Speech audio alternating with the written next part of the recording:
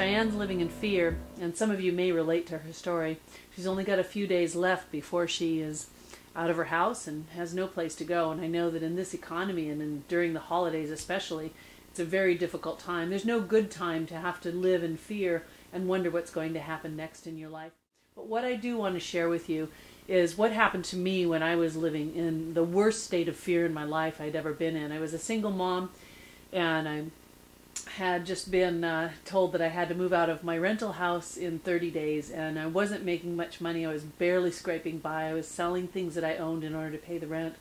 But now I had to move out, and I had to find another house, and I was a single mom, no job, self-employed, making very little money, and at that time, 2 young kids, big dog, and I don't think I was a very good renter. And it was a renter's market where there was, as soon as a house went on the market, there were just hundreds of people applying for it. So I was pretty locked up in fear. I knew that there was no way that I could get together that much money to get my rent and my deposit and last month's rent.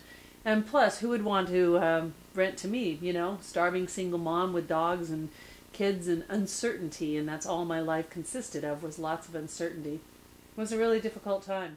I didn't know what to do. I did learn so much from the training I had had, because it was in the first year or so when I was a hypnotherapist, and I had learned about how what you focus on and what you think about is going to expand, and it's going to create the reality around you. And I thought, well, when I go to see people about renting their house, if they only see in my eyes and in my, you know, energetic state and in my body language, if they only see fear and uncertainty, they're not going to have any interest in renting to me. I mean, even if I had one of the smallest iotas of a chance of anybody renting to me, that would certainly make it worse and make them, you know, make it not even a possibility. So one of the things I did was to write down what it was that I wanted, and I knew that none of this was even possible, but I said that in 3 weeks, because I had to be out in a month, in 3 weeks I would have $3,000, because that's how much I would need for first and last and deposit to rent a house. And I also wrote down that this house would be in my in the school district that my kids were going to school in, so they didn't have to change schools. I also put that it would happen easily and naturally and beautifully and peacefully. I wrote down that the house would be very nice in the neighborhood that I would like to live in, and it would be a beautiful house that my kids and that I would enjoy. And all of this was like not very likely, but I did that. And then I started focusing on it and meditating on it, and all the while understand that there was still fear and there was still doubt that any of this could happen. But I thought, at least spend some time focusing on what you do want and allow a miracle to happen, because they do happen. So I focused on there being a house that someone would rent to me, and they would want and love to have me in their house, even though they had hundreds of other applicants. So I went to see a house and apply for it. And when I went there and I looked at the house, you know, and I talked to the owner of it, and you know, he said, okay, well, I'll see. I'm going to make the decision tomorrow. I've got a lot of people looking at it. So I went home and I wrote him a letter by hand, and I said that, you know, I've been a homeowner in my life, and I am having some tough times right now, but I'm also very successful at what I do, and there won't be any problems, and I'll take great care of your house, and you know, and assure you that your house will be in really good hands and such. And I signed the letter with my name, and I went right back and I said, hey, I just wanted to let you know I would really love to live here, and you know, if you can choose me, I'll take really excellent care of your house. And I wrote things in the letter like, you know, I don't party, I don't have a lot of people over, I live a very quiet life, and things like that that would assure him that I was a good tenant. Gave him the letter, and the next day he called me. And I remember sitting there on the front step of the house with him, and he said, you know, I don't know why I'm renting to you, because there's so many people, there's these couples that work for these big companies and families that have applied for this house. He says, but for some reason I just really want to rent to you, and I really feel good about you. And he let me rent. And then the other problem was like, holy cow, now what am I going to do? I don't have any money. So I had put in my outcomes that would happen within 3 weeks that I would have $3,000, and not knowing how on earth that would happen. And in 3 weeks, guess what? I had exactly, I mean, within $10, I had $3,000. I don't remember exactly how it happened, but there were several things that happened and kind of aligned at the same time that I ended up having $3,000. The point is that you're not going to trip over a sack of money on the street, but once you set these things in motion, and once you get them in your mind, you focus on them and you meditate on them, you release the fear and you see something else, something entirely different, even if you don't believe it on a conscious level. It opens a door. And I'm not saying that this is like some magical woo-woo door from the universe, but it opens a door. And that door is a change in your thoughts, a change in your body language, a change in your behavior, a change in what you do and think and say, and how people react and respond to you every day.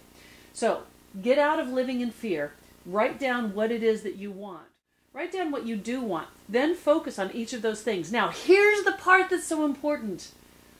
I can tell you this, and you can say, oh yeah, that's really great. That's so true. Gee, it sounds like a good thing to do. And then you may not do it. So the key is in actually doing it. The other thing that I did during that time that I remember really well is, and I never had been to a Unitarian church, but there was something that I saw in the paper. They were having some meditation that was on fear. And so I went to that Unitarian church for one day and went to their meditation class on fear. And it was about letting go of that fear and allowing something else to come in. And that was really helpful as well. So right now, if you want to take just a minute to go ahead and close your eyes and relax, I want you just to have a moment to let go of your fear and find out what it might be like to let something else in. So if you've been living in fear and you have a difficult situation, here's your chance to change it, okay? So go ahead and take a nice deep breath right now. Just breathe in, now let it out. Good. Take another deep breath in. Let your eyes close if they're not closed already. And as your eyes close, let your body relax. Let your shoulders drop. Let that warm, soft feeling go down your spine, all the way down into your legs and your knees and down into your feet and your toes. Good. Another deep breath and just feel this wonderful sensation of knowing that right now, nothing else matters. There's nothing for you to do. There's nowhere for you to be. There's nobody wanting anything from you. Right now, you're going to create a wonderful, nurturing environment in your body, in your mind, in your spirit. So bring a light in at the top of your head, a beautiful, soft, warm light. And let that light float all the way down through your body. And as it floats through your body, let it release any fear, any doubt, any uncertainty. Just imagine that happening and let it float out of your body. And now bring into your awareness the thing that you do want. Choose one thing. What is it that you do want? What would you like to bring into your life? What would you like to create? And I want you just to feel that with the next breath that you take, that it is possible, that this could happen. You could create and attract and bring into your life something that feels like a miracle. So imagine something about this thing that you want. It's not a bag of money, but perhaps it's a home. Maybe it's a place to stay with someone else. Maybe it's a job opportunity that you never would have seen otherwise.